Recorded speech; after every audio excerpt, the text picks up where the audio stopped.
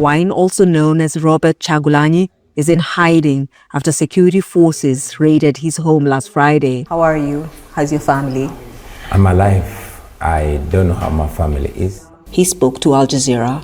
Them are doing that. Do you want people to come out to the streets to protest? We want the people of Uganda to take charge of this and find numerous creative ways. Could be protesting on the streets.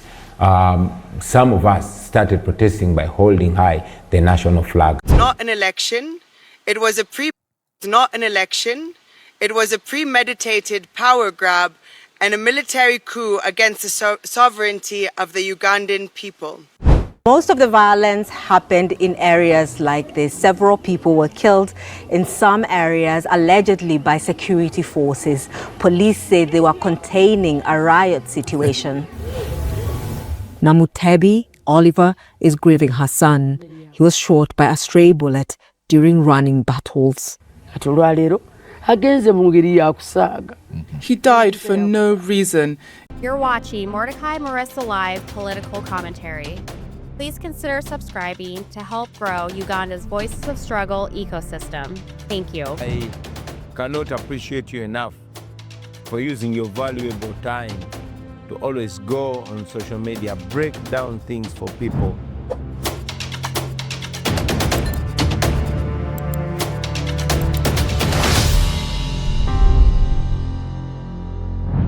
I cannot appreciate enough how these Kenyan brothers and sisters are standing with us as we continue pushing against the tyranny of dictator Yoweri Museveni. They held a press conference where they called our sham election for what it is, a complete and utter power grab, all in service of an audience of one man, Yoweri Museveni. And they did an amazing job. But before we go there, allow me, please, ladies and gentlemen, listen to an interview. Bobi Wine had an interview with Al Jazeera. Let's go on and listen to what they had to say here. Uganda has returned back to normal after a tense election marked by violence in some parts of the country and a disputed poll results. President Yoweri Museveni has accused the main opposition party, led by Bobi Wine, of trying to destabilize the country and cause chaos. I asked the confused people to come back to I've never understood this. I will forever ask, why do people clap for nothing? Ask people not to. Why are they clapping? They don't even know. He hasn't even driven the point home, but they're already clapping for what? To sanity, because what they are planning, what they wanted to do, we already know. He's stammering and, because he knows he's telling complete and utter lies. This is nonsense. And we have already demobilized. Wine, also known as Robert Chagulanyi, is in hiding after security forces raided his home last Friday. How are you? How's your family? I'm alive. I don't know how my family is. He spoke to Al Jazeera. I would love to be in my home. I've not changed my clothes in days. I want to be home. I want to be free. I want to take care of my people. But the military and police have taken over my home. This is a crackdown to intimidate, to silence, and to completely, subdue the forces of change. You and the will of the Ugandan people, absolutely. Have rejected the elections. You David Lewis in the background. said that the election is rigged. What evidence do you have? This time, not the police, not the military, but electoral commission officials took part in critiquing ballot papers in favor of General Museveni. I was able to show evidence here. Enough, we have record of them, we have videos of them doing that. Do you want people to come out to the streets to protest? We want the people of Uganda to take charge of this and find numerous creative ways. Could be protesting on the streets. Some of us started protesting by holding high the national flag. Others can protest by staying at home. Protests, largely over the election result, turned violent in different parts of the country. I think it should be contextualized. How do they turn violence? They don't usually start with turning violence. We've seen Museveni deploying his jackbooted thugs to go and start beating up people. And that's how they usually turn violent. We can use the example of the campaign rallies of Bobi Wine. They were not violent at all. We have videos. Everything was recorded in real time where people are just standing, listening to Bobi Wine as he speaks. And what is the response from the police? They start firing live bullets. They start tear gassing, the congregation. They start doing all sorts of inhumane actions. And as a result of that, you know what's going to happen. Hello? People are going to respond in kind. So let's contextualize that. Most of the violence happened in areas like this. Several people were killed in some areas, allegedly by security forces. Police say they were containing a riot situation. Namutebi Oliver is grieving her son. He was shot by a stray bullet during running battles. He died for no reason. It's unbelievable. Oh, Museveni. See what you're doing to these helpless, poor, disenfranchised mothers and fathers. How far can you go in as far as to keep that firm grip on power? How many people are supposed to die? How many people are supposed to be abducted and tortured? How much wealth do you need? To what extent do you want to plunder your nation until you be like, hey, it's enough?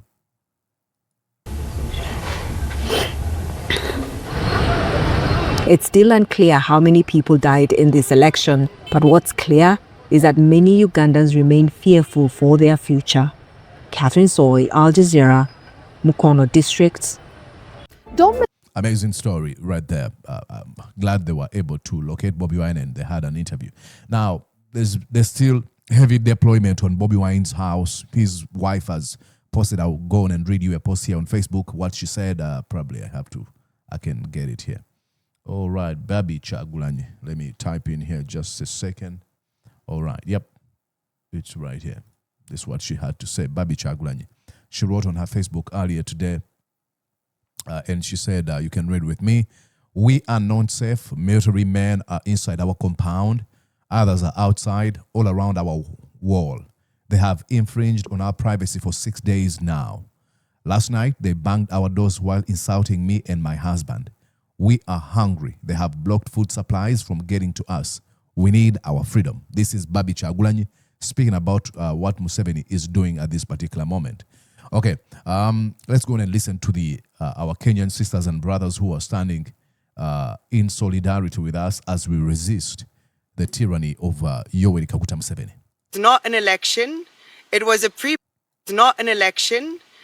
a premeditated power grab and a military coup against the sovereignty of the Ugandan people. I mean, I couldn't say it any better. It was a power grab and a military coup against the will of the Ugandan people, the sovereignty of us. They took away our ability to elect or choose our next leader. Superintended for the benefit of dictator Yoweri Museveni, who grabbed power by the gun and so despises democracy that he once famously stated that he cannot be removed by a mere piece of paper. Mm-hmm. On January 15th, he transformed disdain for the people's will, as spelt out in the Ugandan constitution, into a criminal enterprise by using the ballot as a smokescreen to continue his brutal military occupation and family cabal. Thank you. The 71.61% algorithm, mm-hmm. a manufactured fiction. Mm-hmm. The announced results are the product of centralized forgery. Mm-hmm. We present the following evidence of a predetermined outcome. The impossible register. The Electoral Commission, EC, inflated the National Voter Register to 21.6 million voters to match the National Resistant Movement's, NRM, fabrications, with the ruling party having claimed earlier that it had a membership of 20.1 million. By this claim, the NRM membership register grew by over 100% from the 8 million members that were known as of the 2021 elections. Now, you might be wondering why we have these Kenyan people, addressing this press conference and telling us about our Ugandan election, because, as you know, civil society organizations in Uganda were suspended ahead of the 2026 elections. So, and some of the leaders, just like Sarah Birete, is still in prison on trumped-up charges, mind you. So we listen to this, proof and analysis and the conclusion of how our election were conducted, because the people who were supposed to be doing this in Uganda are pretty much in prison. Others have fled the country, and their work was suspended indefinitely. This kind of growth is not only statistically impossible, but also grossly fraudulent. Independents by civil society groups and political parties confirm that the Electoral Commission register is poisoned with duplicates, some people appearing over 50 times to match up with the NRM register fraud. In other cases, biodata of deceased persons, minors, and ghosts, people totally unknown, were identified. Mm-hmm. All these were posted on Bobi Wine. They're not just fabricating this. All these they mentioned were posted on Bobi Wine's Facebook page. You can go on and scroll through. You'll see whatever they're mentioning. Set target. After shifting his narrative in late 2025 to claim 2.7 million votes were stolen from him, Museveni, in 2021, Museveni deployed an algorithm designed to hit a 70+% threshold. This was a coronation by calculation, not a count. In early 2025, Museveni claimed that Bobi Wine had robbed him of 1 million votes in the 2021 election. Imagine the contradiction. At first he said that 1.7, and then he went to 2.7, now 1 million. He's trying to preemptively prepare you for this type of rigging where he awards himself 70+%. At the peak of the campaigns in November 2025, he increased his claim to 2.7 million votes. In 2021, Yoweri Museveni claimed 6,042,898, while Bobi Wine was given 3,631,437 votes. Was given. Here, Museveni gave himself a margin of 2.4 million votes.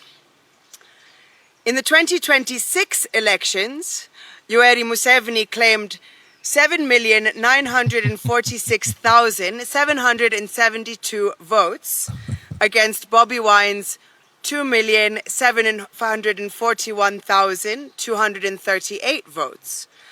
The margin this time around is 5.2 million votes. The difference between the two margins of 2.4 million in 2021 and 5.2 million in 2026 is 2.7 million, the exact figure which Museveni says he was robbed of in the last elections. Oh, how coincidental that the exact figure that, Museveni hasn't lost not even a 1% of those people he claimed that were given to Bobi Wine as a percentage of his votes. Come on. This can only be possible by a special algorithm of a predetermined result. Exactly. A chorus of threats. And then you're next.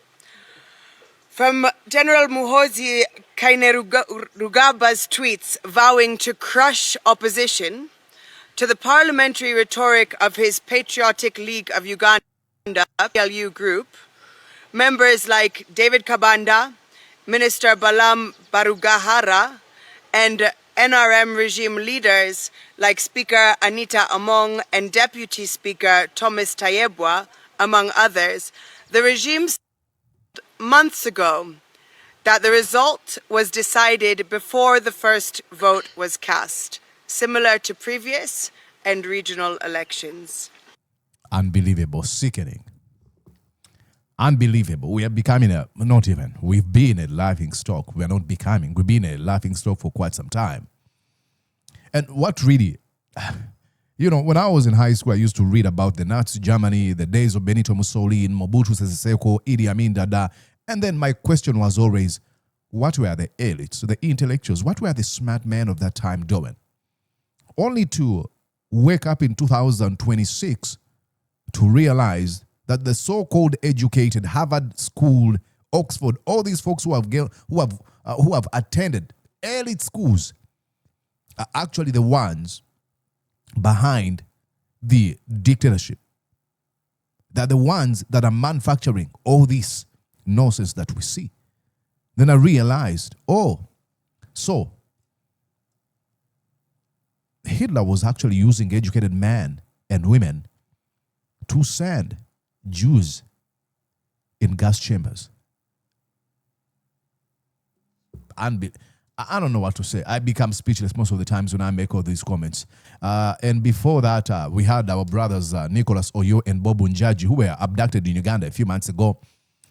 Before the election, this is what they had to say. Among those speaking were Kenyan activists Bob Njagi and Nicholas Oyo, who were abducted while attending an opposition rally in Uganda in the year 2025 and held for 38 days without due process.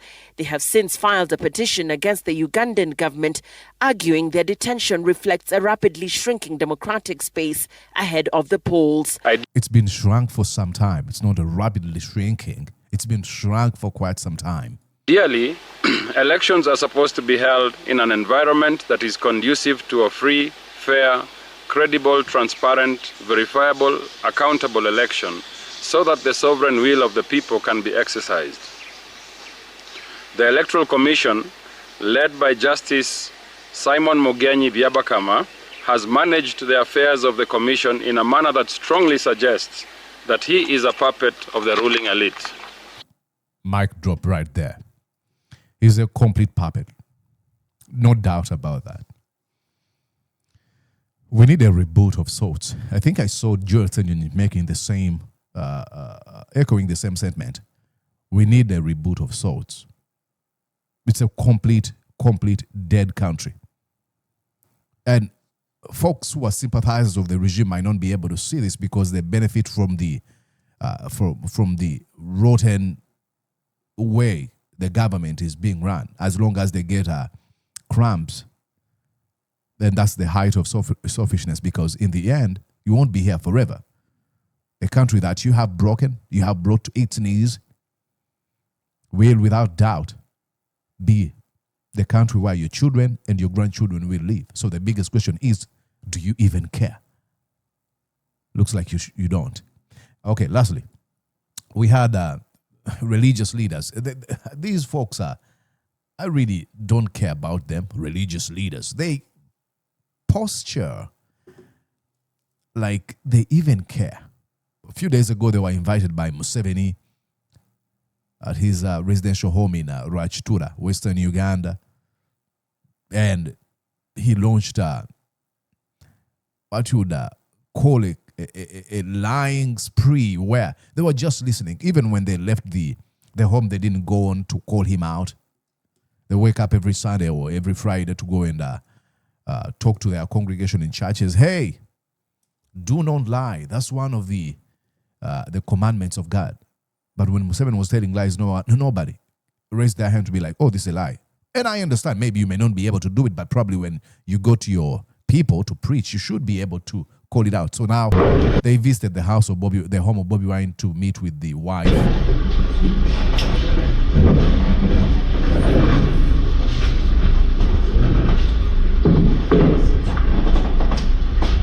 For some reason, I'm yet to understand. I don't like it when people use their positions as images, as some sort of a caricature. Like, look at me, this is what I am, but not living what it should represent, the substance of that position. Being a clergy, a religious leader, you don't just pose, oh, I'm going to be visiting this person and I'm not going to do anything. Call out the wrong when you see it. And I'm not saying that, you should side with Bobi Wine. Absolutely not. You should side with Museveni. Absolutely not. But be voices of reason. Voices of the Spirit of God. Don't just pose as, I don't know. It's a complete and utter waste of time. Anyways, I just wanted to show you what the Kenyan brothers and sisters are doing. And I want to say thank you so much to everyone that's following the political trends in Uganda. Like I mentioned at the beginning of this video, there's a brother of ours I see in Ghana. Seen a few people in Liberia, Monrovia, Liberia, Malawi, Zambia, Zimbabwe, Sierra Leone, and a few other countries. Thank you so much, folks. Please, let's rebuild the true meaning of the African unity, because apparently folks we have at the African Union don't even care. A better good luck Jonathan, who announced how Uganda's elections were free and fair. The elections were free and fair on a day when Bobi Wine's deputy president in the political party he leads were being abducted and disappeared. Up to now, we do not know where they are. But a better good luck Jonathan says, oh, this election was, I congratulate Museveni, this election was free and fair. Shut up, Ebede. Jonathan, good luck. And good luck with that. How ironic is your name. Anyways, I'll talk to you soon. Please stick around. My name is Mordecai Murisa. Bye-bye for now. Did you enjoy what you just watched? I'm sure they did. I'm going to guess that you did. How about you consider subscribing to Mordecai Marissa Live YouTube channel? Thank you.